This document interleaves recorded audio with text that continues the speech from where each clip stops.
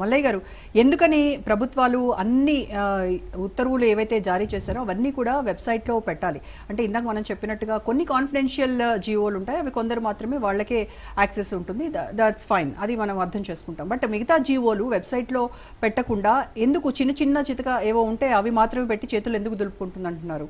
అంటే మీరు ప్రభుత్వంలో ఉన్నప్పుడు కూడా మీరు కూడా చేసినటువంటి పని అదే. అప్పుడు కూడా కాంగ్రెస్ ప్రతిపక్షంలో ఉండి వాళ్ళు కూడా దీనిపైన ప్రశ్నించడం కూడా జరిగింది.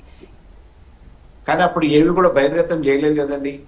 ప్రభుత్వం మీద బురద చల్లటానికి, టీఆర్ఎస్ ప్రభుత్వాన్ని నిందించడానికి ఆ రోజు చేసిన ప్రయోగాలే తప్ప, భాషా ప్రయోగం జరిగింది తప్ప, ఇగో ఈ జీవో ఈ రకంగా ఎప్పుడు ఆస్కారం లేదు, వాళ్ళు చేయలేదు కూడా, ఆధారాలతో ఎప్పుడు చూపించింది లేదు. ఈరోజు మేము ఏమంటున్నామంటే అనేక రకమైన జీవోలు బహిర్గతంగానే ఎవరన్నా వెరిఫై చేస్తే వస్తా ఉన్నాయి, దాన్ని బేస్ చేసుకొని చేసినామని చెప్పి చెప్తా ఉన్నాను. కానీ ఆ జీవోల మీద చర్చ లేదు, అది అవసరం లేదు. కొంతమందికి ఉపయోగపడటానికి ఆ రోజుకి ఉపయోగపడటానికి కొన్ని జీవోలు తయారవుతున్నాయి.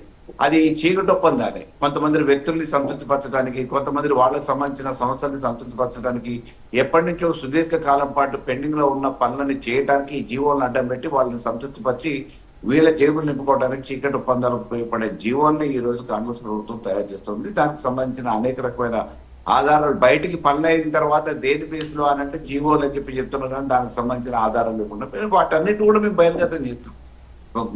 ఇప్పుడు జరుగుతున్న దాన్ని మామూలుగా కొంత చర్చ జరుగుతూ ఉంది. చర్చ జరుగుతున్న దానికి అనుగుణంగా కూడా ఏ జీవోలను అడ్డం పెట్టుకొని ఏ పనులు అయితే చేస్తున్నారో, ఎవరిని సంతృప్తి పరచడానికి చేస్తున్నారో ఆ విషయాలన్నింటి కూడా మేము బహిర్గతం చేస్తాం.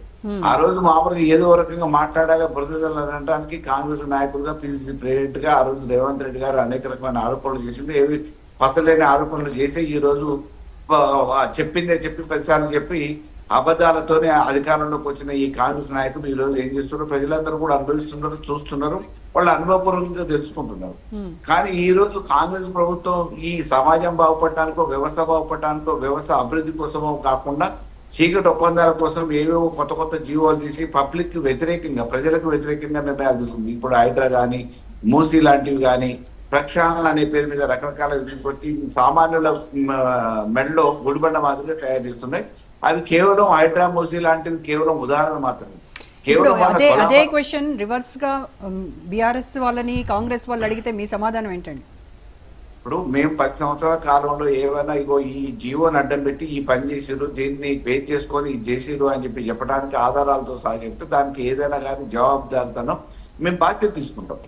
మేము ఏమంటున్నామంటే ఇప్పుడు అవుతున్న పనులను బట్టి దానికి సంబంధించిన జీవోలు ఏవి అని అంటే పబ్లిక్ డొమైన్ లో ఎక్కడ కూడా దోరాడితే వెరిఫై చేస్తే దొరకట్లేదు. కాబట్టి వీటన్నిటిని కూడా మేము ఆధారాలతోనే బయట పెడతాం. కాకపోతే ఏంటంటే ఇప్పుడు ప్రాథమికంగా ఉన్న సమాచారం మేరకు డెఫినెట్ గా రోజుకో జీవోలు వ్యక్తుల్ని సంతృప్తి పరచడానికి జరుగుతున్నాయి. చీకటి ఒప్పందాలలో భాగంగా జీవోలు తయారు చేస్తున్నారు, వాళ్ళని సంతృప్తి పరచడానికి చేస్తా ఉన్నారు. ఈ ప్రభుత్వ ఖజానాకి గండిపడ్డా కానీ వాళ్ళ సొంత జేబులు నింపుకోవడానికి ధనదానంతో చేస్తున్న జీవోలు కోకొల్లలుగా అవుతున్నాయి. వీటిని అడ్డం పెట్టుకొని మామూలుగా అధికారులకి చెప్పడానికో ఇంకో రకంగానో ఇగో ఈ జీవోని బేక్ చేసుకొని చేయండి అని చెప్పి వాళ్ళ సొంత సంస్థల్ని, సొంత వ్యక్తుల్ని సంతృప్తి పరచడానికి చేస్తున్న జీవోలు రోజుకు కొన్ని కోకొల్లలోకి వస్తున్నాయి. కాబట్టి దీనివల్ల అలాంటి జీవోలను అందుకోసమే పోర్టల్లో పెట్టట్లేదు అంటారు.